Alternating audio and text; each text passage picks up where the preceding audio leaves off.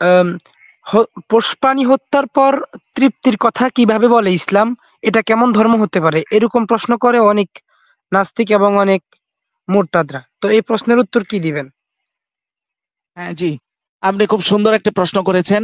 হলো, আরো তো মানে বিশ্বের মধ্যে তো আরো বহু ধর্ম আছে, তাহলে ইসলাম রাজনীতি, অর্থনৈতিক ব্যবস্থা, রাষ্ট্র ব্যবস্থা, কোরবানি এবং ইসলাম নিয়েই কেন তাদের এত প্রশ্ন? এর মূল কারণ কি? অন্য তো ধর্ম আছে। জি, আসলে বিষয়টা হচ্ছে যে এখানে আপনার এক প্রশ্নের এই উত্তরে অনেকগুলো সমাধান চলে আসবে ইনশাআল্লাহ। ইসলাম নিয়ে আসলে তাদের এই প্রশ্ন, ইসলাম নিয়ে আপনার এই দেশে বিকৃত সুফিবাদী, নাস্তিক, তারপরে সেকুলার, যাদেরই যত প্রশ্ন, সব প্রশ্নের গোড়াটা একটা। এই জিনিসটা আমি নিজেও আগে খুব ভালো জানতাম না। এটা আমার খুব, এই জ্ঞানটা ইদানিংই আমার অর্জন হয়েছে। সেটা কি? সেটা হলো হজরত, এরা ইসলামকে খ্রিস্টান ধর্মের যেই সংজ্ঞা, ওই সংজ্ঞা অনুযায়ী তারা ইসলামকে সংজ্ঞায়িত করে, বা ওই সংজ্ঞা অনুযায়ী তারা ইসলামকে দেখে। কিভাবে দেখেন? খ্রিস্টান ধর্মের সংজ্ঞা অনুযায়ী ধর্ম মানে কি, মানে ধর্মটা কি? তো খ্রিস্টান ধর্মের সংজ্ঞা এইভাবে দেয় যে ধর্ম মানে হলো আধ্যাত্মিকতা মাইনাস দুনিয়া। মানে হলো ধর্ম মানে হলো শুধু আখেরাত। ধর্মের মধ্যে কোনো দুনিয়া বলতে কিছু নাই, মানে বৈরাগ্য। আপনি খ্রিস্টান ধর্মের পোপদের কার্যকলাপ দেখলে দেখবেন যে তাদের কাছে ধর্ম এটাই। তারা বিয়ে শাদী পর্যন্ত ত্যাগ করে, যদিও শারীরিক মিলন ওরই কিন্তু ত্যাগ করে না, মানে আনুষ্ঠানিকভাবে বিয়ে ত্যাগ করে। তো আনুষ্ঠানিকভাবে বিয়ে করলে আপনার বউ থাকতো একটা, আর অনানুষ্ঠানিকভাবে তারা যে কাজ করে ওটা তো ওদের অগণিত মহিলার সাথে শারীরিক সম্পর্ক। আমি ওই আলোচনায় যাব না। তো যাই হোক, তাদের কাছে ধর্ম মানে কি? আধ্যাত্মিকতা মাইনাস দুনিয়া। এই এই জায়গাটাতেই ব্যাপার। ইসলাম বলে ধর্ম মানে হলো আধ্যাত্মিকতা প্লাস দুনিয়া, প্লাস দুনিয়া। এই জন্যই ইসলামে অর্থনীতি, এই জন্যই ইসলামে রাজনীতি, এই জন্যই ইসলামে আপনার কি বলে বৈরাগ্যবাদকে নিন্দা করা হয়েছে। এই জন্যই ইসলামী বিবাহ, এই জন্যই ইসলামে কোরবানি, এই জন্যই ইসলামে যুদ্ধ, এই জন্যই ইসলামে এত কিছু। কারণ ইসলাম মানে শুধু আখেরাত না, ইসলাম মানে আখেরাত প্লাস দুনিয়া। আর খ্রিস্টান ধর্মের থিওরি অনুযায়ী ধর্ম মানে কি? ধর্ম মানে তাদের অনুযায়ী হচ্ছে শুধু আখেরাত। এই দেশের এই দেশের বিকৃতবাদী সুফিবাদী যারা, বরং তরিকত তাসাউফের কিন্তু আলাদা একটা জগৎ আছে, সহি যেটা, এদের বড় বড় ভাষণ আছে যেগুলো বিকৃত। এরা দেখবেন বলে যে এদের কাছে কোনো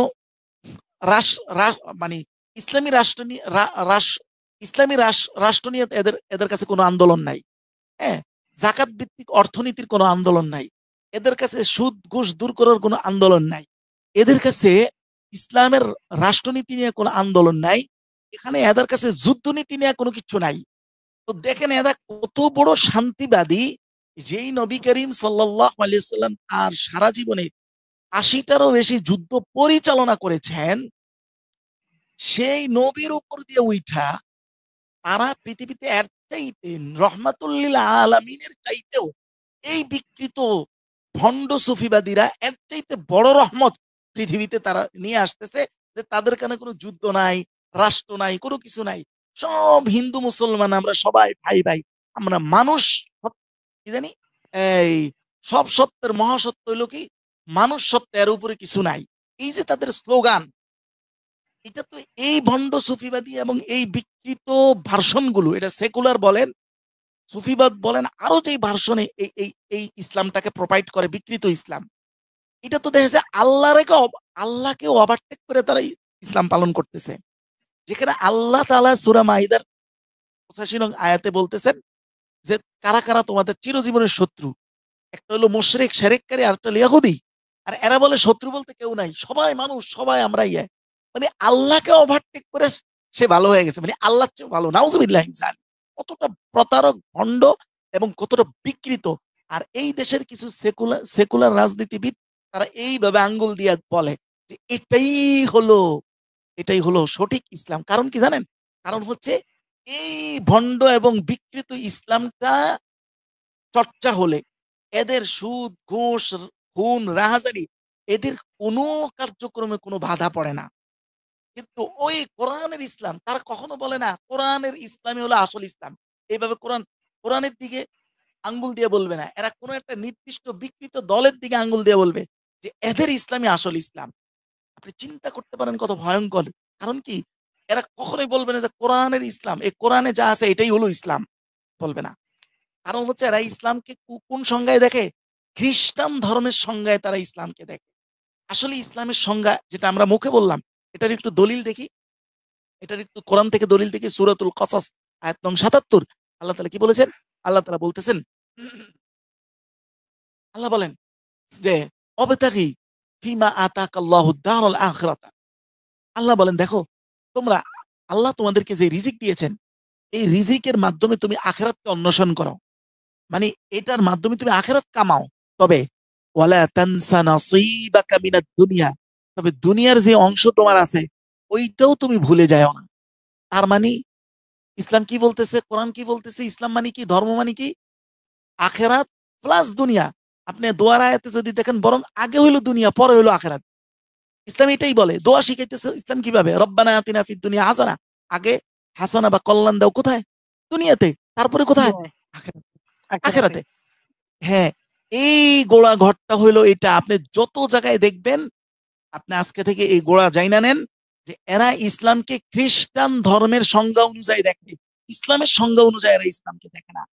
এটাই হচ্ছে এদের মূল। এজন্যই এদের মাথা ব্যথা যে ইসলামে এডি কেন? ইসলামের যুদ্ধ কেন? ইসলামে ইয়া কেন? কোরবানি কেন?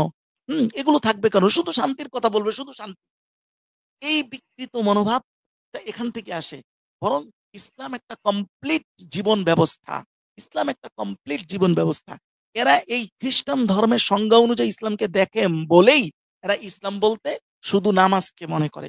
যেটা রসুলের গত সপ্তাহে আমি হাদিস আপনিও শুনেছেন মসজিদে আমি হাদিস বলেছি যে মৌজামুল আওসাতের হাদিস ৫,০০০